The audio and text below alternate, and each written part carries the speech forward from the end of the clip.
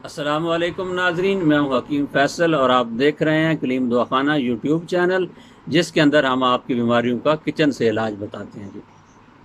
पिछली वीडियो में ख़वातीन के मुतालिक बताया था कि कमज़ोर, दुबली पतली और वज़न नहीं बढ़ रहा, दिन ब दिन कमज़ोर हो रही हैं, आँखों के गिर्द हल्के और चेहरे पे छाइयाँ हैं, तो ऐसी ख़वातीन के लिए एक नुस्खा बताया था। आज एक और नुस्खा हम आपको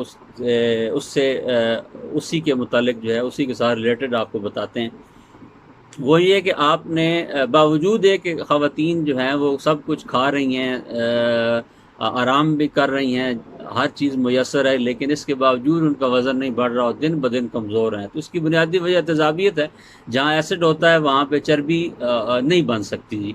इसलिए इसका बहुत एक तो आपने तेज़ाबी चीज़ें जो हैं एसिड वाली, ये कम से कम इस्तेमाल करें। बाज़ार के फ़ास्ट फूड वगैरह छोड़ दें, दूध और दूध की बनी हुई अशिया, घर की बनी हुई अशिया इस्तेमाल करें जी।